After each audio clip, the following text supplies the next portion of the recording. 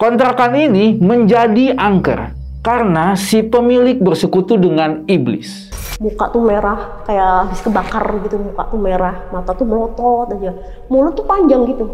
Jadi kalau ngomong tuh wah gitu tuh panjang gitu mulutnya. Kok aneh sih? Pas dilihat tuh ya Allah, astagfirullahaladzim, itu kakinya banyak belatungnya gitu kan. Yang tadinya awalnya lukanya cuma lecet biasa, masih ada belatung kayak gitu. Padahal baru berapa hari kan gitu. Terus baunya itu bang, Masya Allah kayak bau mayat yang udah berapa hari gitu. Akhirnya kita ngaji, wah panas. Kulitnya ngelontong kayak orang yang kebakar gitu loh bang, yang hitam terus ngelentung. Akhirnya kan putih gitu kan, daging kelihatan kulit dalamnya gitu. Kenapa ya? Itu setannya kebakar. Mamah kamu itu sebenarnya bukan ini tuh jin katanya gitu, dimasukin jin karena dia sudah bersekutu dengan iblis. Halo Sobat Buntu, Assalamualaikum. Balik lagi dengan saya, CEO Jalan Buntu. Di video kali ini kita sudah kedatangan seorang narasumber yang akan bercerita tentang pengalaman mistisnya pada saat dia tinggal di kontrakan bersama anaknya. Dan langsung aja kita gas kenalan. Mbak, kenalan dulu. Kenalannya siapa? Mbak apa Teteh? Teteh aja nggak apa-apa. Teteh, emang orang mana sih? Saya orang Cirebon aslinya. Oh Cirebon, berarti ini dong, Tarling ya keseniannya. Tarling, Pantura. Wih, ini tinggal di mana sekarang? Sekarang saya pindah ke daerah Cipinang. Cipinang. Iya. Terus ke sini tadi kehujanan. Lumayan kehujanan sampai mendadak flu.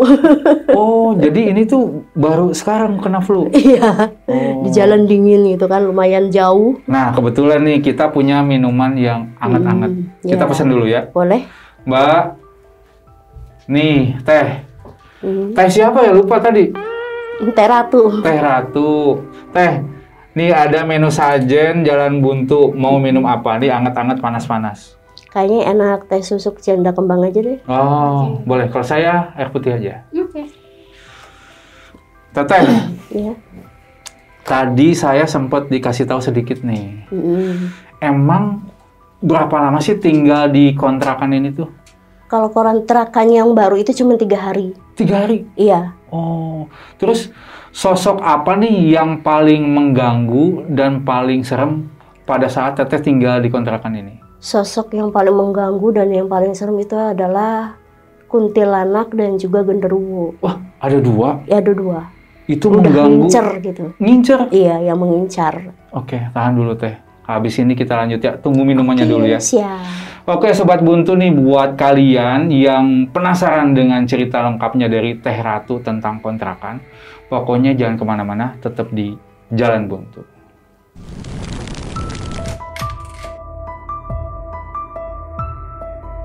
Selamat datang di channel Jalan Buntu, yang akan menemani malam kalian.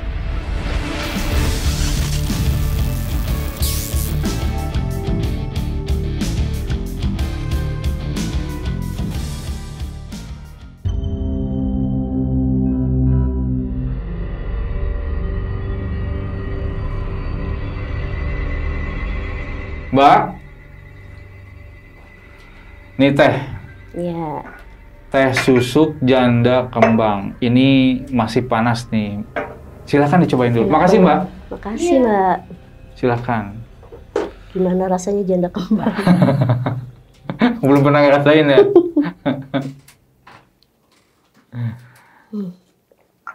Gimana? Manis. Manis. Kayak yang bikinnya. Alhamdulillah. Terima kasih loh.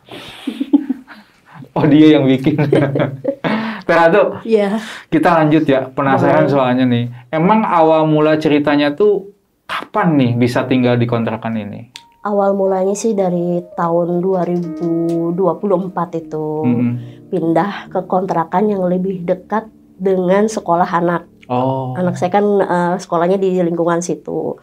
Karena awalnya itu terlalu jauh, biar irit ongkos, bisa jalan kaki, kita pindah. Oke. Menurut info temen ada kos-kosan. Di situ memang tempatnya banyak kos-kosan untuk para pendatang, pegawai kantoran, anak kuliahan, kayak gitu. Nah, saya memilih di situ itu bukan kos-kosan, tapi kontrakannya. Kalau kosan sama kontrakan itu kan beda itu Bang ya. Karena memang kan berdua tinggalnya dan terus banyak barang-barang juga. Kalau ke kosan kan nggak mungkin. Nah di situ itu berderet kosan itu di tengah gitu. Khusus kosan yang kamar aja dalam satu rumah ada 5 kamar. Nah kalau saya di kontrakan berjejer 3 kontrakan, ini kos-kosan 2 kontrakan, jadi ada 5 kontrakannya. Saya yang paling tengah di nomor yang 3 deket dari kos-kosan itu. Di masing-masingnya kontrakan itu ditanamin buah kelengkeng masing-masing di depan pintu itu. Nah dari situ kami biasa aja tadinya Bang, nggak ada masalah apa-apa gitu. Ya wajar lah yang masalah mati lampu, sering mati lampu di situ tuh.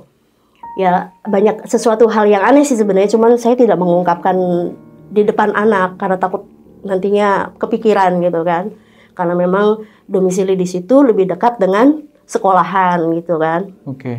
Dan akhirnya kami tuh udah biasa aja. Nah tepatnya itu Bang, pas di malam Jumat Kliwon, saya tidak bisa izin di kafe menyanyi itu. Harus berangkat karena katanya ada banyak tamu yang datang gitu kan. Akhirnya saya nekat berangkat gitu. Saya berangkat itu kan jam 10 malam.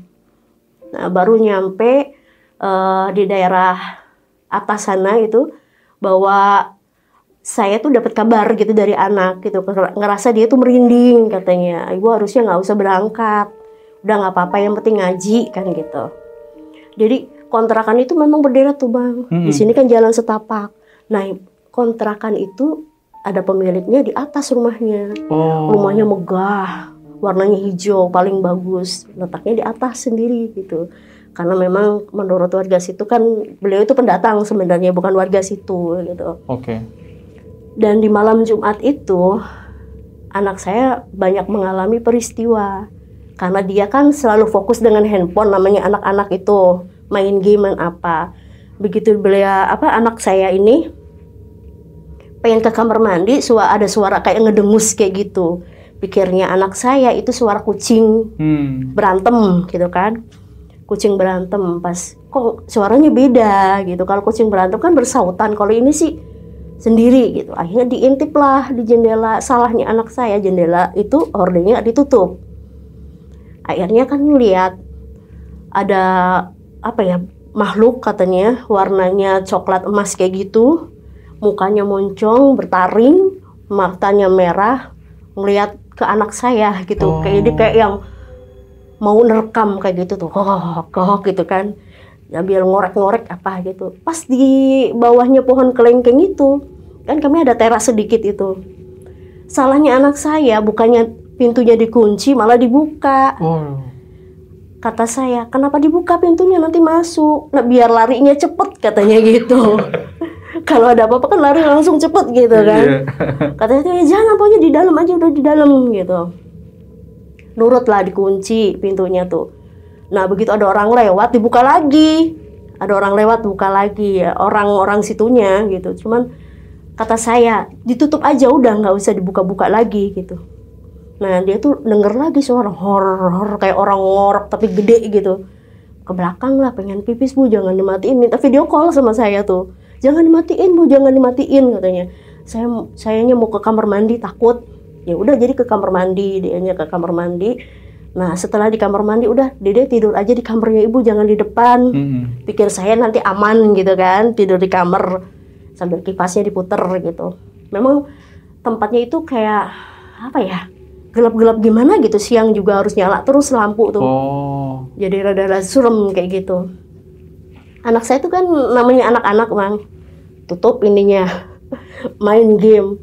Pas begitu kayak ada bayangan yuk gitu kan, kayak bukan sewajarnya. Kipas yang di atas itu kan kecil gitu kan, tapi ini kayak ada rambut yang lambai-lambai gitu. Pas dilihat dia langsung teriak, masih dalam kondisi video call sama saya, teriak gitu, "Ibu, ada kuntilanak," katanya gitu. Jadi kuntilanak tuh menyerupai kayak kipas gitu loh Bang, ikut muter-muter kayak baling-baling gitu, sambil gini aja kan. Cepet pergi deh, cepet pergi gitu kan, nanti ibu pulang aja dulu. Ya, akhirnya saya ngajukan pulang ke pimpinan, menceritakan semuanya. Udah sana selamatin anak dulu, tapi saya ditemani oleh kru dari mereka. Maksudnya barangkali ada apa-apa, kasihan teteh katanya perempuan sendirian. Akhirnya saya berdua tuh sama kru. Saya ngelihat anak saya mojok kayak pojokan kamar yang depan gitu, ruang tamu itu, sambil ketakutan, sambil gini biru semua, sampai kayak orang ya bener-bener orang takut gimana gitu Bang. Takutnya si kuntilanak ngikutin dia. Kuntilanak tuh di atas tuh ketawa-ketawa terus gitu ya. Jadi anak saya pengen lari ke depan, ada genderuwo, lari lagi ke belakang, ada kuntilanak. Nah, sesampainya saya di situ, si genderuwo itu masih, tapi pintu dalam keadaan kebuka. Yang anehnya anak saya itu sudah ngunci, katanya dikunci, pintunya ngebuka sendiri Bu, makanya Dede tuh takut katanya gitu kan. Siapa yang ngebukanya? Ya nggak tahu katanya. Dan akhirnya saya kan ke kamar, masih ada nggak? Teman saya yang ngomong, saya aja yang ke kamar. Nanti kamu ada apa-apa katanya. Jadi dia ke kamar, bener kuntilanak masih ada muter-muter gitu. Putar. Nah, waktu teman saya itu ngelihat kuntilanak, pintu belakang ada yang gedor-gedor, dor. Karena di belakang itu kan kayak lorong gitu, untuk tempat biasa jemur pakaian di belakang gitu, biar nggak kena hujan. Kataku jangan dibuka, nanti takut ada apa-apa. Nah, dia tuh berjalan gitu ke depan, ke ruang tamu. Kuntilanaknya terbang, menghalangi jalan di pintu depan gitu. Nah, dia ngomong kayak gitu. Ngomongnya, kamu mau ngaji berapa jilid pun, mau berapa juz pun, nggak akan bisa katanya. Karena saya sudah biasa gitu. Biasa dalam hal apa gitu kan, penasaran aku tuh. Akhirnya, yaudah kita ngaji aja yuk, ngaji. Nah itu tuh terjadinya pada jam 2-an, sekitar jam 2-an itu. Jadi kayak yang kita tuh diuber-uber gitu di dalam kamar tuh. Tapi si genderuwo tetap di depan untuk ngawasin gitu, kayak ngawasin biar kita tuh kalau kabur mungkin gimana gitu.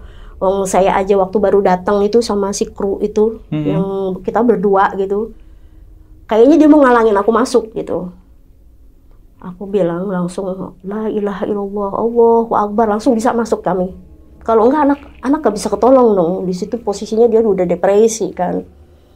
Ibu mau minum, kata anak aku tuh. Nah waktu mau minum itu, pas di jam 2:30 itu, Bang, si kuntilanak itu sekikikan ketawa. Ketawa tapi badannya malah ngelembung gitu, badannya gede. Kan tadinya kurus gitu kan, baling-baling gitu tuh. Nambah besar, dan bentuknya itu persis dengan seseorang. Kayak gitu. Nah, akhirnya nekat lah teman aku ngambil minum di belakang, diminumin lah si adik itu. Aku doain dulu kan. Sedihnya aku, nih anak kok tegar banget. Kalau orang yang lain mungkin anak-anaknya udah pingsan gitu kan. Ini tegar. Aku baca doa terus, Allah terus Bu katanya, biar diselamatin sama Allah. Iya bener Dek gitu. Terus begitu sudah minum, kan berangsur rada-rada ini kan si kuntilanak kayak nggak bisa gerak. Karena dia badannya melembung gitu. Pas azan subuh itu loh, si kuntilanak tuh berubah jadi asap. Kayak bus gitu tuh. Putih campur hitam. Saya heran. Saya ngaji belum selesai loh. Mungkin karena dengar suara azan. Biasanya kalau kayak gitu kan takutnya dengan azan gitu kan. Nah, begitu panik anak aku langsung aku buatkan air cucian beras yang pertama. Aku bikin sendiri, dicampur sama garam kasar. Nah, aku usapin ke seluruh badannya, aku minumin. Alhamdulillahnya anak saya udah nggak pucat lagi. Nah, si genderuwo itu masih di situ. Sampai akhirnya matahari tuh mulai naik kayak gitu kan. Lama-lama menghilang sendiri genderuwo.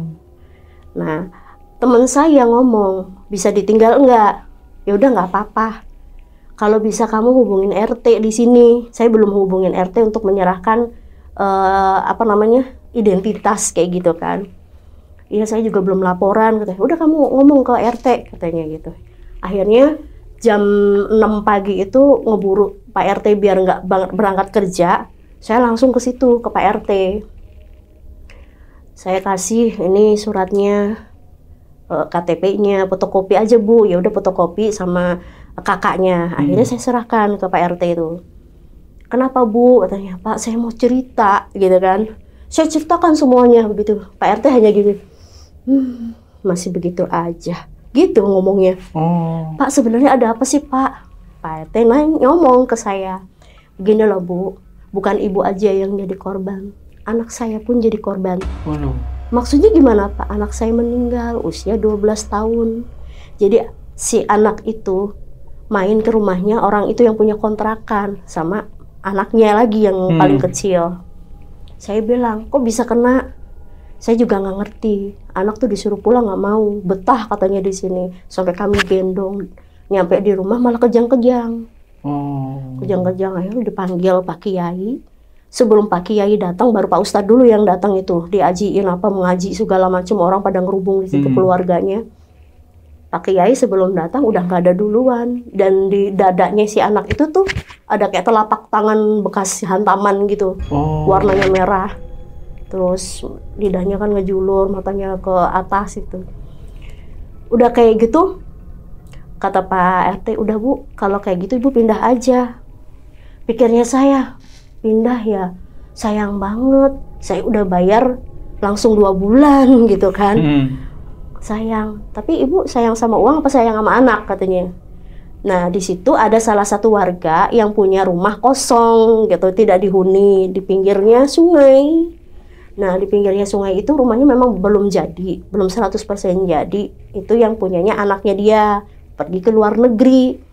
Udah, yang penting mbaknya di sini dulu biar selamat.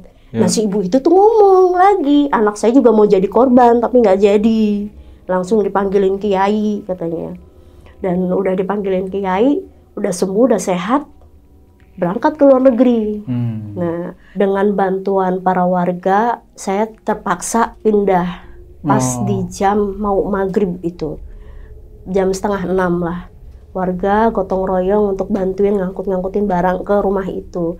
Dan tanpa sepengetahuan ibu yang punya kontrakan yang saya awal itu. Yang tungguin, yang penuh dengan misteri itu. Sudah beres-beres apa, akhirnya Pak RT bilang, kalau ada apa-apa ngomong aja, kan kotak sudah ada, ibu sudah dimasukkan ke grup warga katanya. Jadi kalau ada apa-apa, nanti ibu hubungin saya gitu. Siap Pak RT, nanti saya bisa hubungin Pak Kiai sama Pak Ustadz gitu. Saya lagi beres-beres itu Bang, tapi warga masih pada kumpul karena mereka takut ada apa-apa, karena ini kan menjelang maghrib. Kalau kayak gitu kan datangnya menjelang maghrib itu. Warga di situ memang baik-baik, guyub gitu kan. Mbak, nanti jam 7 kita pulang ya katanya. Gantian di rumah saya itu, di rumah kontrakan itu pada numpang sholat gitu. Kecuali Pak Ustadz sama Pak Kiai, mereka ke masjid gitu. Akhirnya giliran saya sholat, anak saya kejang-kejang. Nah waktu itu tuh, Mbak kata itu anaknya kenapa gitu, sampai kayak ngegigit gitu kan, matanya melotot-melotot. Saya takut kayak ceritanya Pak RT itu, anaknya sampai kayak kejang begitu kan. Saya nangis lah, langsung tak peluk, tak bacain doa segala macam. Pak RT manggil Pak Ustadz sama Pak Kiai gitu. Akhirnya mereka datang. Karena memang langsung ditangani, alhamdulillahnya anak saya itu selamat gitu. Dan Pak RT bilang, tuh kata Pak Kiai, cari daun bidara, ditumbuk, kasih garam sedikit, kasih air, nanti diminumin ke anaknya, sama dibalurin ke seluruh badan. Jadi biar makhluk bangsa begitu tuh pahit ngelihatnya. Aku nurut lah, maghrib nyari di situ kan, di sana kan kebun gitu, pokoknya serem aja tempatnya itu. Nah udah alhamdulillah udah membaik itu tuh Pak. Nah nggak lama kemudian mungkin ada yang laporan sama ibu yang punya kontrakan bahwa saya pindah mendadak, dibantu sama warga gitu. Beliau datang sambil marah-marah gitu, emosi. Maksudnya apa? Katanya pindah nggak ngomong-ngomong. Bu, saya di situ banyak peristiwa yang nggak menyenangkan. Anak saya yang jadinya penakut, jadinya takut karena anak saya yang terancam. Terancam apa? Rumah saya aman, nggak ada apa-apa. Gitu ya. Jangan percaya sama warga-warga sini, fitnah semua katanya gitu. Mereka tuh syirik dengan kekayaan saya. Yang tadinya cuma penjual kerupuk, sekarang sudah menjadi miliarder katanya gitu kan. Nah, kata Pak RT, Bu, jangan begitu, sombong itu namanya. Ibu nyari uangnya nggak wajar. Oh jadi kamu nuduh saya ini pesugihan katanya gitu. bukan nuduh Bu, punten, tapi ibu nggak wajar katanya. Demi Allah katanya, sumpah-sumpah itu Bang, demi Allah saya tidak pernah yang namanya pesugihan dan lain-lain. Sok nih kalau saya terbukti pesugihan, saya celaka mati di jalan atau apa gitu kan, sumpahnya dia gitu. Sampai sambil nendang-nendang pintu itu tuh, wow, kayak ngamuk gitu kan.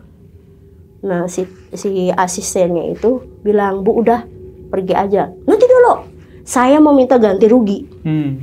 Kok minta ganti rugi Bu? Harusnya ibu yang kembalikan uangnya saya. Saya kan udah 2 bulan langsung bayarnya gitu. Nggak bisa. Harus ganti rugi. Kamu merugikan saya. Kok merugikan saya? Saya ngerugi sama ibu. Udah terancam anak saya nyawanya. Uang saya hilang. Saya mau pergi kemana? Saya mau uang dari mana mau digantiin sama ibu? Nggak, kata saya tuh. Harusnya ibu yang mengganti uang saya. Enak aja. Sini separuh aja nggak apa-apa. Katanya gitu. Saya nggak ada lagi itu Bang. Uang tinggal sisa 300.000 itu di dompet. Udah Bu, kasihin aja. Rezeki ada di depan. Kata Pak RT. Terus kata Bu RT-nya. Daripada nanti anaknya ibu diambil, katanya gitu. Bisik-bisiknya tuh, daripada anak ibu diambil, udah kasihin. Ya dengan berat hati lah saya ngasih uang, gak ada lagi buat makan, buat sekolah kan. Dan akhirnya si ibu kontrakan itu pergi dengan maki-maki, dengan omongan yang kotor-kotor, binatang semua gitu, ada semua gitu kan. Dan mereka udah pergi.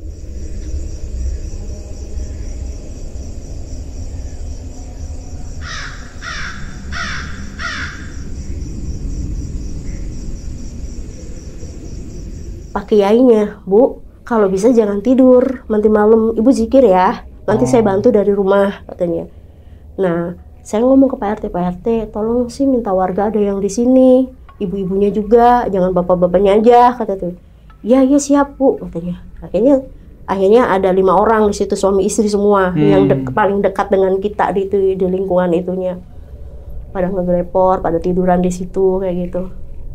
Malam kejadian itu kayak ada yang jalan, saya lagi zikir tuh, bruk di atas genteng, karena rumahnya itu bentuknya itu masih setengah jadi, belum ada plafon kayak gitu, masih genteng gitu, cuman ditutupin pakai terpal aja.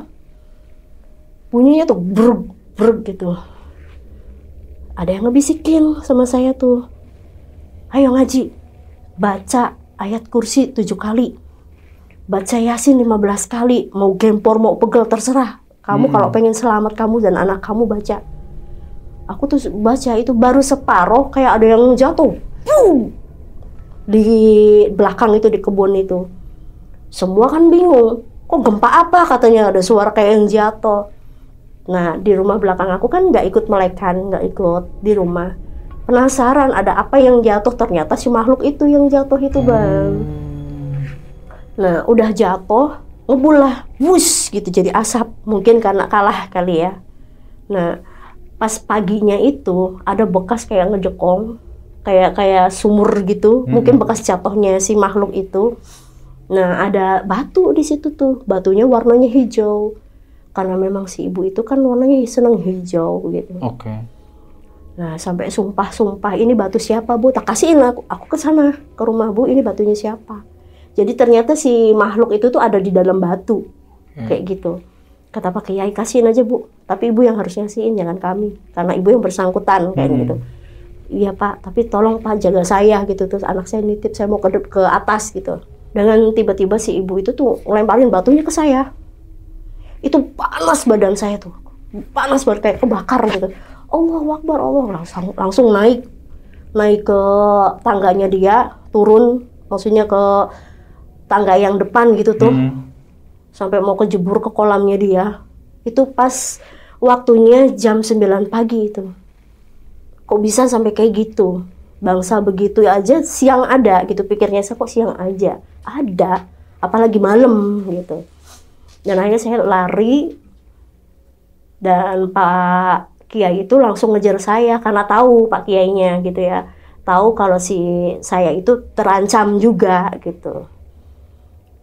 Waktu saya lari itu kayaknya tuh banyak banget bayangan-bayangan kepala-kepala kayak yang berterbangan kayak gitu tuh. Nah, saya tuh sampai ngomong ke Pak Kiai, kok banyak kepala yang berterbangan, apa itu Pak Kiai? Mungkin itu bagian dari korban-korbannya karena sudah terlalu banyak. Dari nasabah, perawan gitu kan. Nah, kalau Mbak kan punya kelebihan katanya. Jadi digambarkannya seperti itu. Orang saya nggak punya apa-apa, cuma saya ngelihatnya begitu aja gitu kan. Udah pokoknya ngebentuk katanya, nanti juga tahu sendiri. Nah, si ibu kontrakan itu kan suaminya ada 4 tuh Bang. Punya suami 4, 5. Cuma yang suami pertama dicerai karena doyan judi. Nah, dia nikah sama yang pertama lagi, bos kerupuk. Yang 3 itu berondong. Nggak ngerti dengan alasan apa kok pada nurut gitu ya. Mereka tuh ternyata akur. Kumpul lah di rumahnya si ibu. Si ibunya ngoceh-ngoceh, suruh ngedatangin saya. Suruh pindah lagi ke rumah itu, ke kontrakan itu. Ya saya nggak mau lah. Ngapain kata saya tuh, nggak aman, nggak mau, saya nggak mau, maaf mas, nggak mau mas. Udah turutin aja katanya, turutin aja perintahnya. Saya nggak mau lah anak saya nanti jadi korban lagi. Saya ngomong ke Pak RT, itu tadi ada suaminya si ibu kesini, saya suruh pindah ke situ, katanya suruh pengen dibawain sama dia tuh perabotannya. Jangan mau, akhirnya Pak RT keluar. Ngapain katanya, kamu mau celakain orang? Ya suruh dipindahin katanya, karena sudah perjanjiannya begitu. Perjanjian apa? Setan kalian katanya, dimarahin sama RT kan. Akhirnya nggak jadi gitu. Ya wis awas katanya, tak laporin polisi. Ya sok saya salah apa lapor polisi? Nggak ada hak, nggak ada apa, nggak ada kesalahan. Saya emangnya saya nyuri kan gitu. Iya. Nah akhirnya si ibu kos itu marah-marah ke suaminya karena tidak berhasil. Nah dia itu ngomong ke suaminya yang ketiga, ya ke Tasik, nggak tahu ke Tasik ngapain gitu kan. Pergilah mereka ke Tasik sampai seminggu nggak pulang-pulang itu tuh. Kami udah ngerasa aman aja itu Bang. Asik, biarin katanya, dia pergi katanya, nggak bakalan ngituin kita karena yang ada di situ tuh karena perintahnya dia. Gitu. Nah begitu malamnya itu di hari ke-7 kan seminggu itu ke Tasik tuh, di hari ke-7 mungkin dia salah hari untuk pulang, kecelakaan lah itu Bang, kecelakaan di pas hari Jumat Kliwonnya lagi. Waduh. Kecelakaan itu pas menjelang sholat zuhur, sholat Jumatan. Nggak boleh suaminya di masjid itu, nggak boleh. Istirahat dulu katanya mau Jumatan. Nggak boleh katanya, menurut cerita si suaminya waktu ditanya nama warga gitu. Nah, kecelakaan itu orang nggak ada yang mau nolong Bang. Babak belur kan. Suaminya cuma tangannya aja yang luka, dia babak belur. Karena dia orangnya gede banget, nggak ada yang mau ngangkat. Akhirnya ada sebuah mobil, yang mobil bak kayak gitu, diangkat lah rame-rame sampai puluhan orang itu, langsung taruh di situ. Nggak bisa jalan, nggak bisa gerak, sama nggak bisa ngomong waktu kejadian itu. Dibawalah ke rumah sakit. Di rumah sakit didiagnosa nggak ada luka dalam, cuma luka biasa aja. Karena dia kan badannya gemuk, jadi mungkin kena hantaman gitu. Dan akhirnya si ibu itu dipulangkan dari rumah sakit itu. Udah Bu, pulang aja.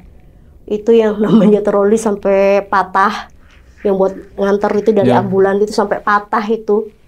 Akhirnya kan warga tetap aja nolongin. Dan sudah nyampe di rumah itu, masukin ke kamar. Dari semenjak saat itu tuh, yang namanya si ibu kontrakan itu selalu teriak-teriak katanya. Bisa ngomong tapi cuman bisanya teriak-teriak aja, panas, panas, kayak gitu. Panas. Nah anaknya itu datang ke rumahnya Pak RT pas saya di situ lagi ngobrol. Nah si anak itu ngomong, Pak RT tolong sih panggilin Pak Ustadz. Kenapa? Itu mama teriak-teriak aja minta tolong, panas-panas gitu. Ya udah nanti kita ke sana. Terus mamanya mau makan enggak mau katanya. Maunya tuh makannya daging mentah. Masa cuma daging mentah, namanya anak kecil kan nggak ngerti. Minta makannya daging mentah katanya. Mama tuh mah aneh-aneh aja, makan daging mentah katanya gitu. Nah kata Pak RT langsung nelpon, nanti teleponin ya Pak Ustadznya, udah kamu pulang dulu katanya. Akhirnya pulanglah mereka anak-anak tuh, karena ada anak yang kembar sama anak yang bungsunya yang kecil. Gitu. Pulang mereka. Pak Ustadz datang. Apa katanya Teh? Itu ya anaknya si ibu minta tolong, bilangnya panas-panas terus. Ya udah gini aja, warga datang aja yuk, bawa surat Yasin biar ngaji. Tapi saya mau panggil Pak Kiai dulu, maksudnya biar afdol untuk memimpin doanya. Akhirnya Pak Kiai udah datang itu, langsung menuju ke atas. Belum nyampe pintu, udah ngomong, jangan masuk, katanya gitu. Kok tahu gitu ada warga yang mau datang, jangan masuk. Saya nggak mau ada yang masuk ke sini. Cuma kan karena warga merasa kasihan, dia udah salah jalan gitu kan, akhirnya maksa masuk. Itu badannya itu nambah lebar, hitam, muka tuh merah, kayak habis kebakar gitu, muka tuh merah, mata tuh melotot aja, mulut tuh panjang gitu. Jadi kalau ngomong tuh wah gitu tuh panjang gitu mulutnya. Kok aneh sih, pas dilihat tuh ya Allah, astagfirullahaladzim, itu kakinya banyak belatungnya gitu kan. Yang tadinya awalnya lukanya cuma lecet biasa, kok masih ada belatung kayak gitu, padahal baru berapa hari kan gitu. Terus baunya itu bang, Masya Allah kayak bau mayat yang udah berapa hari gitu. Sampai dikamper, dikarbol, disemprotin segala macem, tetep bau. Kata anaknya, orang nggak bau, katanya gitu. Anaknya tuh malah ngomong kayak gitu, nggak bau. Kita yang warga aja ngerasa dari pintu aja udah baunya kemana-mana kan. Nah kejadian itu akhirnya kita ngaji. Wah panas, diam semua, diam, katanya, diam, jangan ngaji, diam semua, tetap kita ngaji semua sampai selesai itu. Bila perlu diulang lagi kayak gitu. Dan akhirnya selesai ngaji kita permisi pulang semua. Permisi pulang, belum nyampe ke gerbang, anaknya udah manggil, Pak Ustadz tolong mama, Pak Ustadz tolongin mama, itu mamanya kebakar, katanya gitu. Kulitnya ngelontong kayak orang yang kebakar gitu loh bang, yang hitam-hitam terus ngeluntung, akhirnya kan putih gitu kan, daging kelihatan kulit dalamnya gitu. Kenapa? Ya itu setannya kebakar. Mamah kamu itu sebenarnya bukan ini tuh jin, katanya gitu. Dimasukin jin karena dia sudah bersekutu dengan iblis dan jin gitu.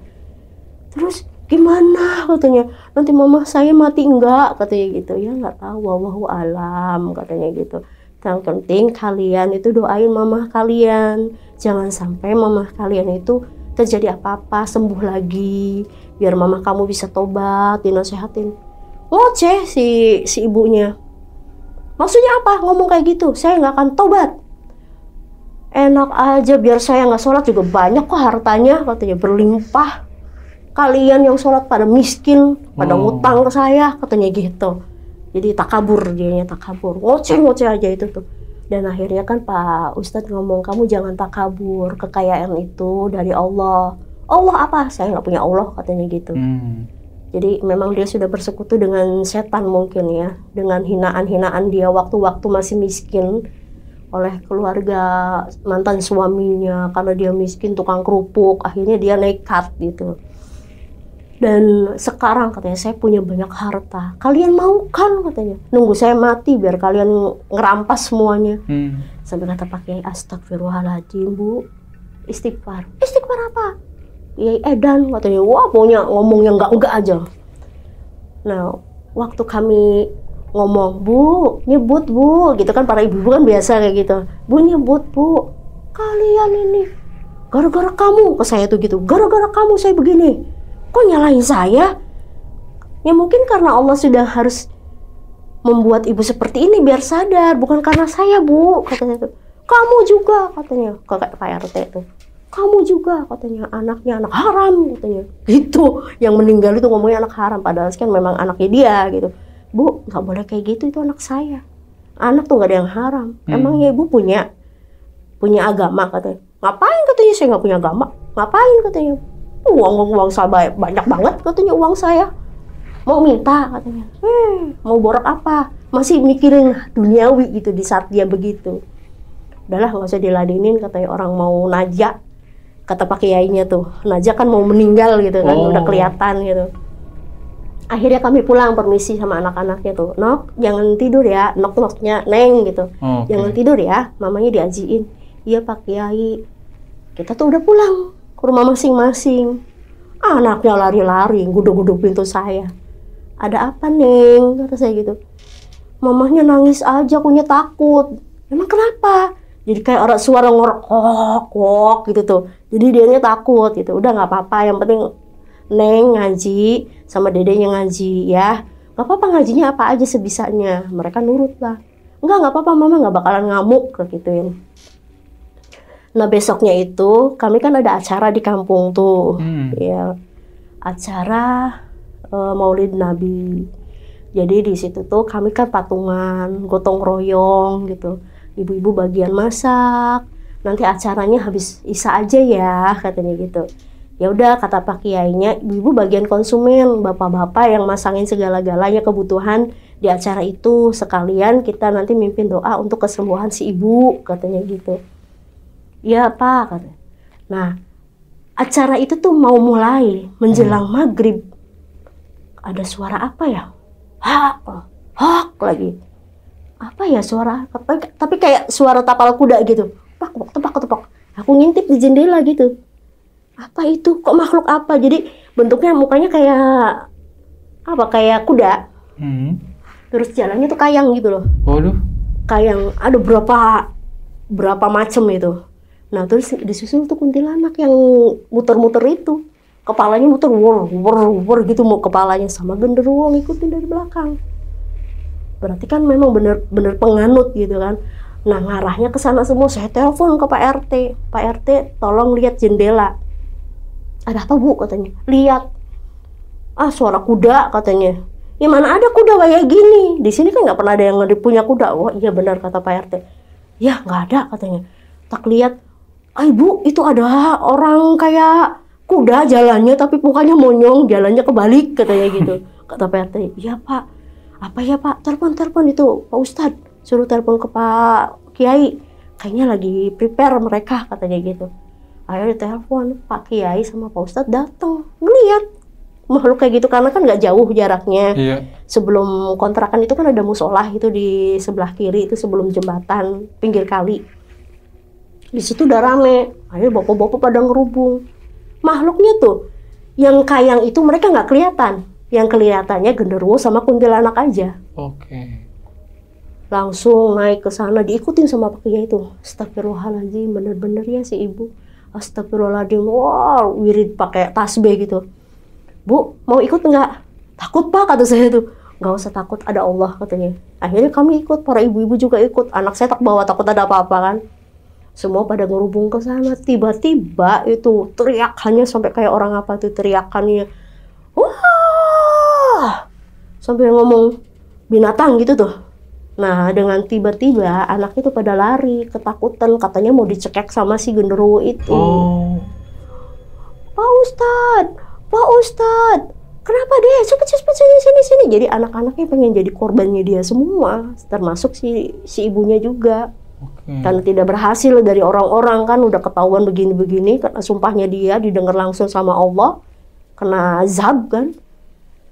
Nah, terus kita tuh dipaksa masuk sama Pak Ustadz tuh. Ibu, yang perempuan mangga, nanti kita yang jaga dari belakang. Dilihat, itu telanjang bulat, nggak mau pakai baju, dengan badan hitam semua, baunya busuk banget. Ya Allah, aduh pengen muntah kata aku tuh ya, pengen masuk tuh. Itu kejadian itu pas jam 7. Akhirnya Pak Kiai sama Pak Ustadz mengurungkan acara Maulid Nabinya. Kita fokus ke sini dulu. Bukan apa-apa karena ini biang lagi segalanya kan gitu. Ya udah Pak, nggak apa-apa katanya. Wis nanti kalau udah selesai kita makan-makan katanya gitu. Udah terlanjur masakan. Udah kayak gitu si ibu itu teriak, tapi kayak suara kuntilanak. Gitu kan.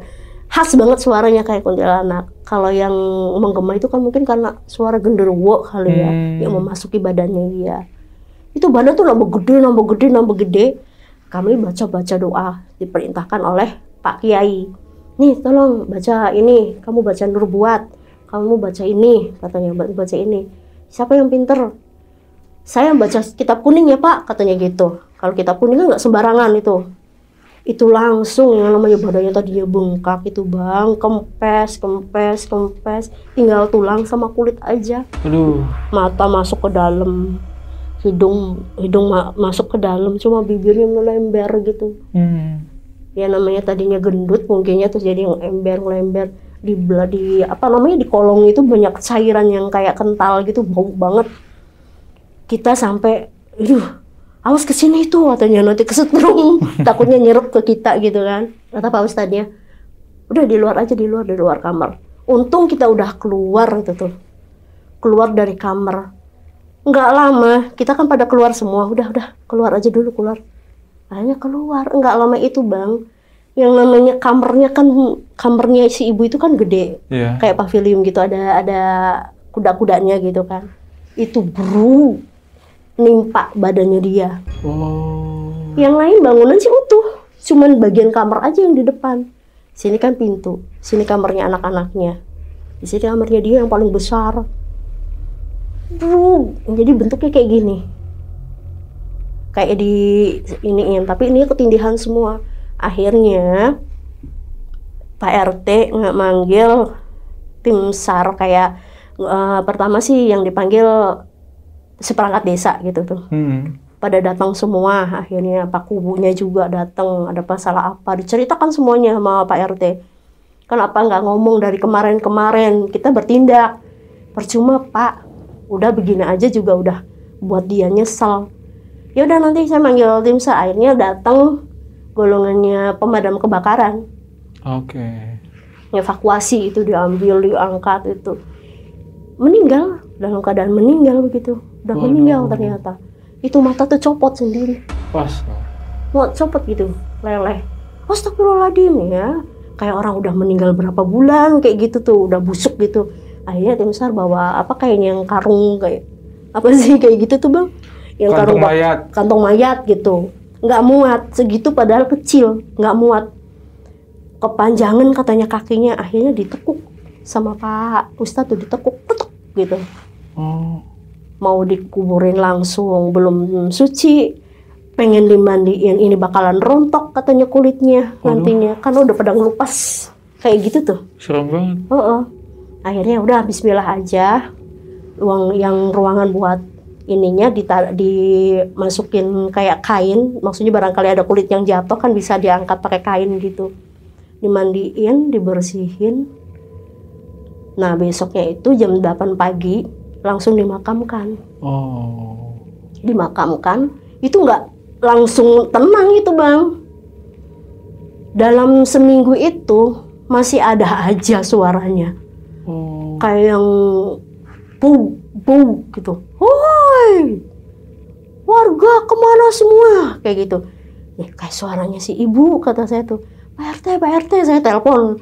Itu ada suaranya si ibu. Orang ibu udah meninggal katanya. Itu coba dengar, woi, mati kalian semua, katanya gitu. Astagfirullahaladzim, masih gentayangan kayak gini. Akhirnya apa? Ngomong ke Pak Kiai sempurnakan sih gimana caranya, ini meresahkan loh katanya. Orang udah mati aja katanya masih meresahin. Selama hidupnya udah ngerugiin orang. Ya udah nanti di itu katanya sih ruatan namanya. Jadi cari air laut, taruh di apa namanya yang kayak besi gitu, bulat, kumpulin situ air lautnya. Terus air kelapa, daun bidara, daun pandan, terus daun apa namanya itu, punya daun-daunnya untuk ritual gitu.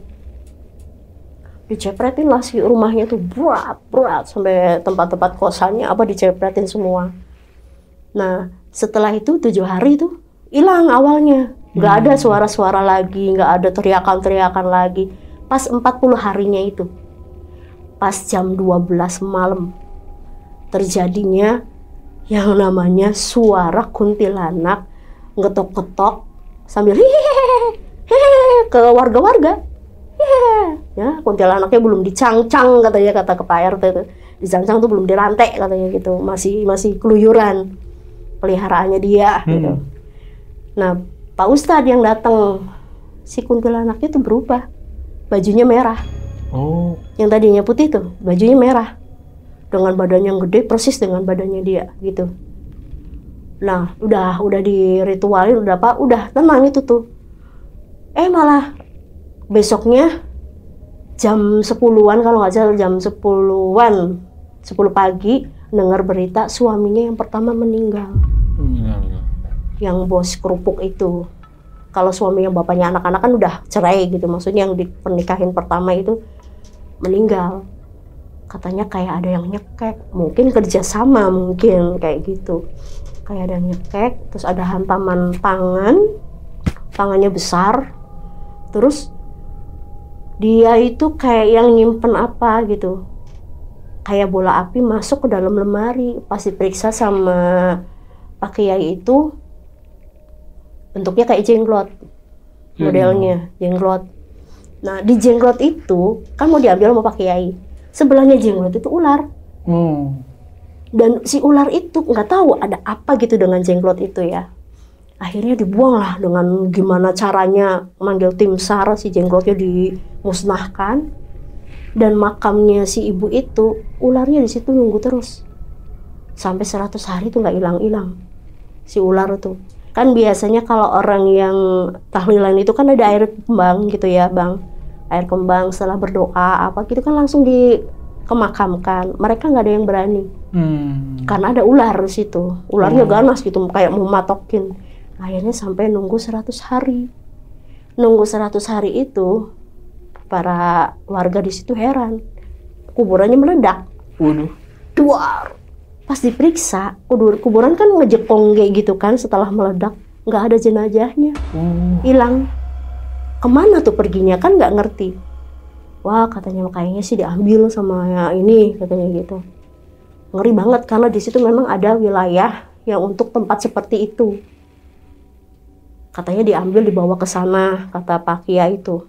Udah makanya ini sebagai contoh kalian mau hidup mau miskin mau susah jangan sampai salah jalan. Akhirnya rugi sendiri kan katanya.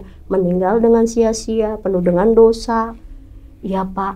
Nah suaminya itu Bang yang 3 itu yang berondong itu mereka kena stroke semua. Waduh. Lumpuh. Semuanya. Lumpuh. Terus kayak orang hilang ingatan. Mungkin waktu proses mereka menikah itu karena kayak ada magic kayak gitu ya. Jadi kayak mereka tuh nggak sadar kalau udah nikah sama itu. Nangis mereka tuh, pada nggak bisa jalan semua. Pakai kursi roda, kita nengokin. Kan macam-macam daerah sih, tengokin yang sebelah sana, tengokin. Takutnya ada apa-apa ke bawah, nggak tahunya ya itu. Suami yang pertama yang bos kerupuk itu meninggal. Terus suami yang 3-nya itu, yang berondong-berondongnya itu pada lumpuh semua. Dan kabarnya kemarin itu anaknya juga sakit. Yang kembar 2 itu, laki-laki sama perempuan sakit parah katanya belum sembuh sampai sekarang. Sama Kiai juga udah diritualin, udah apa, tapi ini keserempet sama ibunya katanya, keserempet. Jadi apa ya? Soalnya sudah banyak kalau yang namanya tumbal begitu kan ada pengasihan, ada penglarisan yang mengandung tumbal kan, dan itu dipakai semua sama si ibu. 5 macam. Jadi perawan, terus berondong, tumbal nasabah.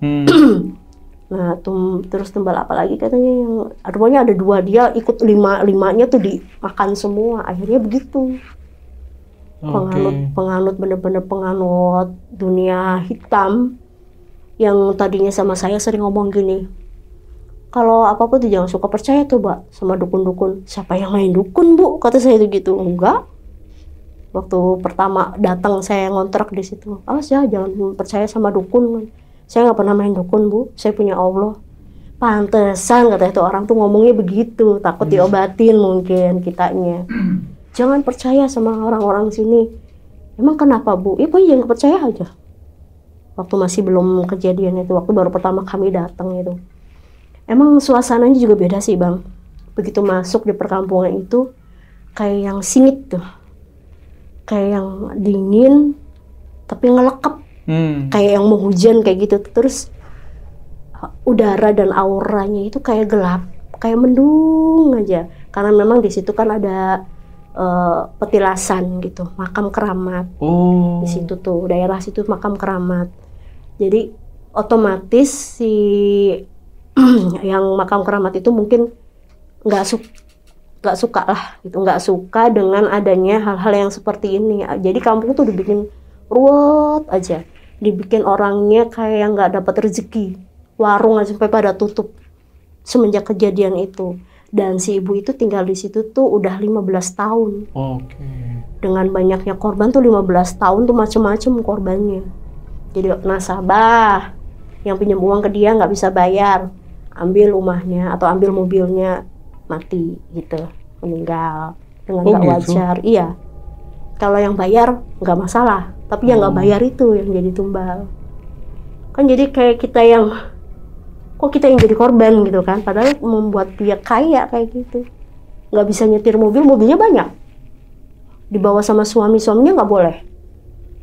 Cuman mantan suami yang dulunya adalah supir angkot, kayak gitu, punya sendiri.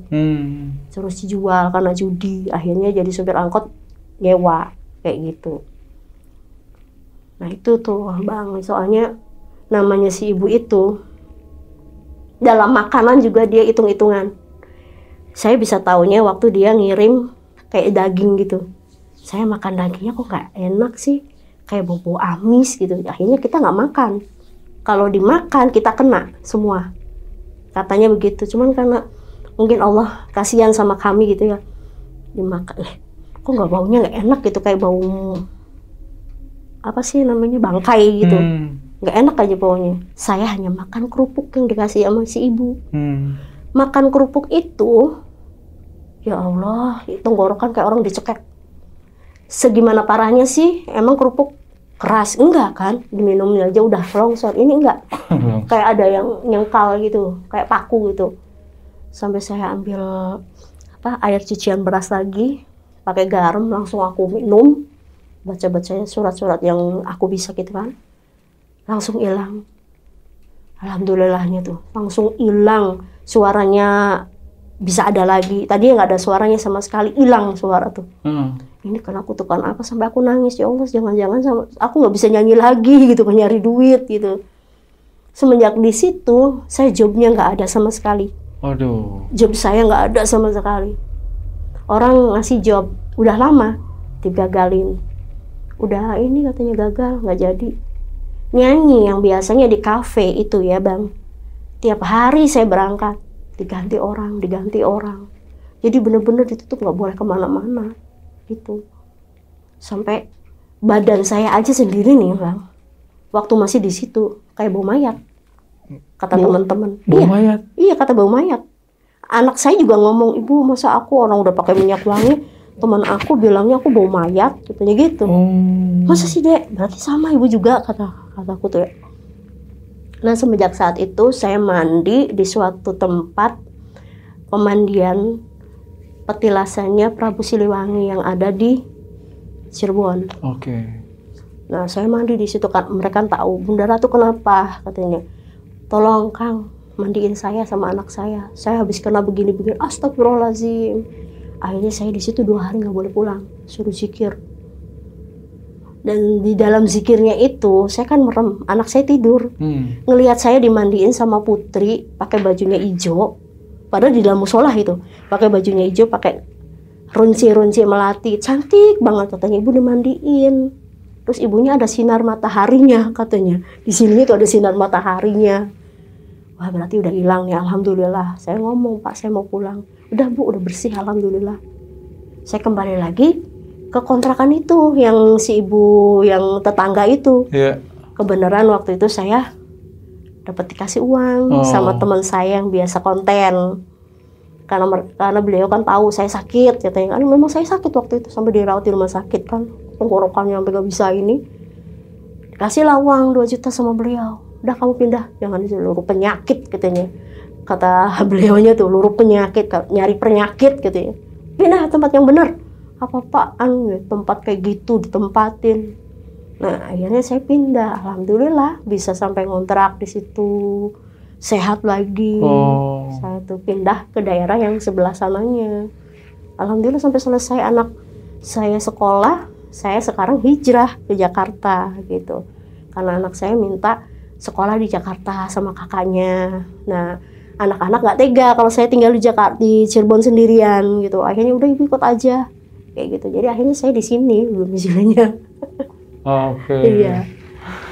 Teh minum dulu teh, silakan. Teh, Ya. penasaran nih. Tadi kan dibilang yang suami-suaminya itu kan kena stroke Iya, ya? kena stroke semua. Itu info dari siapa itu? Itu info dari Pak Kiai. Oh. Karena Pak Kiai itu kan takut mereka itu jadi korban juga. Termasuk anak-anaknya si ibunya itu kan sakit, nggak sembuh-sembuh. Sampai Pak Kiai juga nyerah. Karena namanya anak kembar, pasti sakit satu sakit semua gitu tuh. Nah, dapat info Pak Kiainya dari tetangganya si suami yang ketiga. Oke.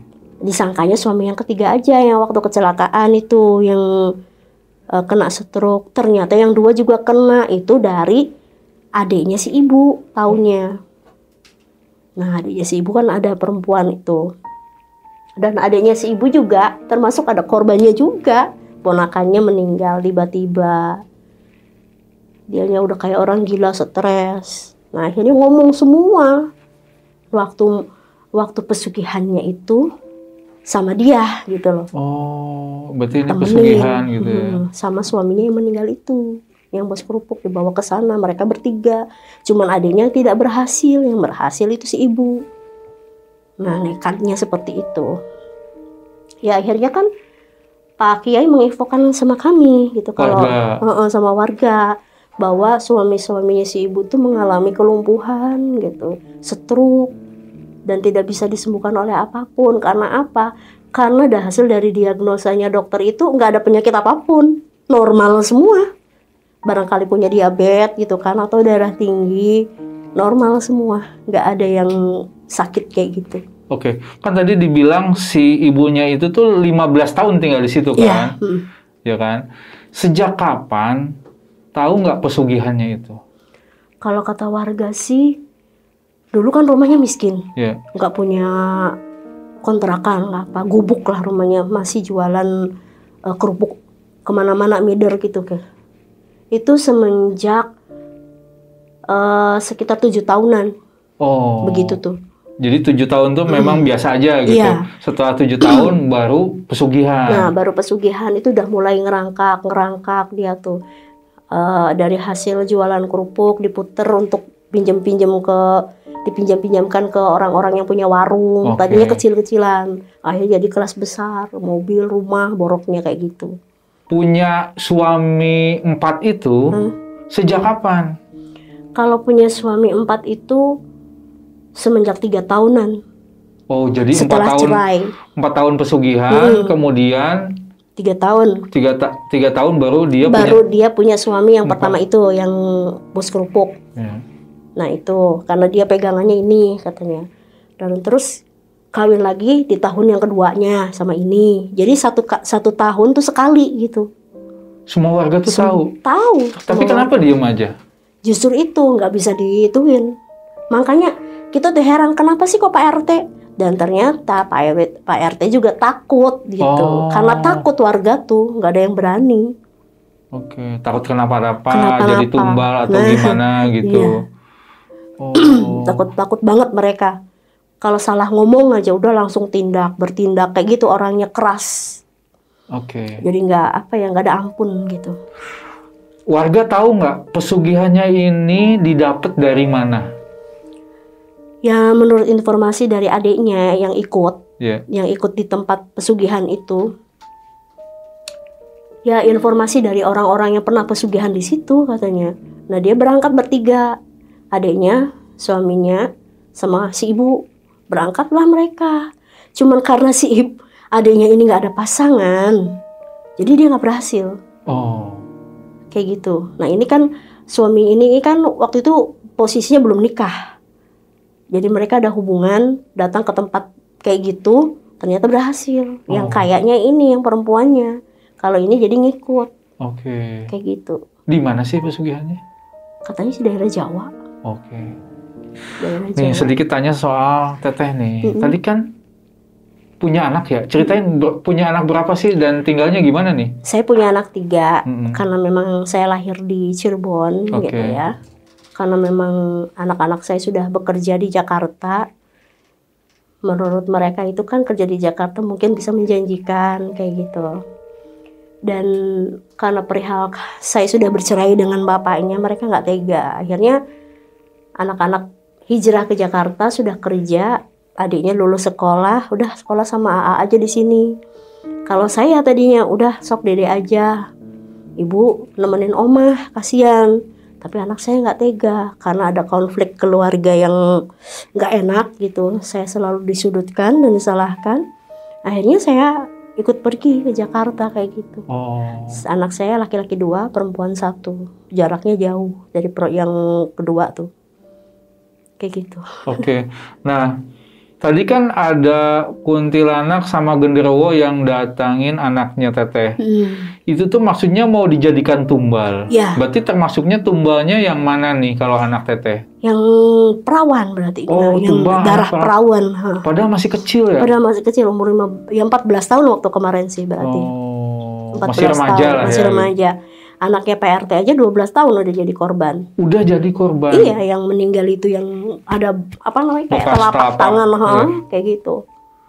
Makanya saya takut karena anak saya kan segitu kan lagi ranum-ranumnya ibaratnya kan, lagi wangi-wanginya. Makanya sampai dengan jerih payah saya nyelamatin anak gitu. Anak perempuan satu-satunya. Jadi sekarang ada yang aneh nih Bang. Dari semenjak kejadian kayak gitu anak saya bisa melihat. Maksudnya sensitif gitu? Sensitif. Misalkan lagi di mana, Bu ada yang liatin aja tuh Bu. Aku lihat, oh iya benar, berarti benar anak tuh. Jadi kayak indigo kayak gitu. Oke. Aneh jadinya. Nah, tadi kan sosok kuntilanak sama genderuwo gitu ya. Setelah si ibunya meninggal, sosok ini tahu nggak keberadaannya masih di rumah itu atau gimana? Menghilang begitu aja, kembali ke apa katanya daerah sananya. Kembali ke sana. Ke tempat pesugihannya itu. Iya, karena kan sudah diritual sama Pak Kiai itu waktu pas kejadian itu tuh. Diritual sama Kiai, semua warga ikut semua, akhirnya hilang, nggak ada gangguan apapun. Sampai yang makhluk yang kebalik itu juga nggak ada. Oh, pokoknya semuanya Sudah dibersihin bersih, gitu. Ya. Dan sekarang kontrakannya juga kosong, nggak ada yang ngehuni. Sama sekali nggak ada. Rumahnya kosong. Jadi anak-anaknya itu dibawa ke rumah neneknya. Oh, jadi bangunan kosong aja? Bangunan kosong tuh kayak istana tuh. Masih ada sampai sekarang? Masih ada. Okay. Warnanya hijau, ukirannya emas, kayak gitu. Mengerikan pokoknya kalau lihatnya kayak rumah hantu. Nah, buat Sobat Buntu yang sedang mengalami kesusahan saat ini, jangan pernah sesekali mengambil jalan pintas apalagi yang berhubungan dengan hal-hal goib seperti pesugihan. Karena pada akhirnya kalian akan menghadapi malapetaka seperti yang diceritakan oleh Teh Ratu. Teh Ratu, terima kasih nih. Sama-sama. Sudah cerita tentang pengalaman di lingkungannya ya, di rumah kontrakan. Dan sekarang nih, aman nih kontrakannya? Alhamdulillah aman. Anak-anak juga aman? Anak-anak aman. Oke, pokoknya salam buat keluarga. Siap. Dan jangan lupa nih nonton Ya. Jalan Buntu ya. Jalan Buntu. Oke, Teteh salam buat keluarga semuanya. Iya, sama-sama. Oke, Sobat Buntu, jadi itulah pengalaman mistis dari Teh Ratu. Dan buat kalian nih, jangan pernah bosan-bosan dan tetap tonton terus videonya Jalan Buntu.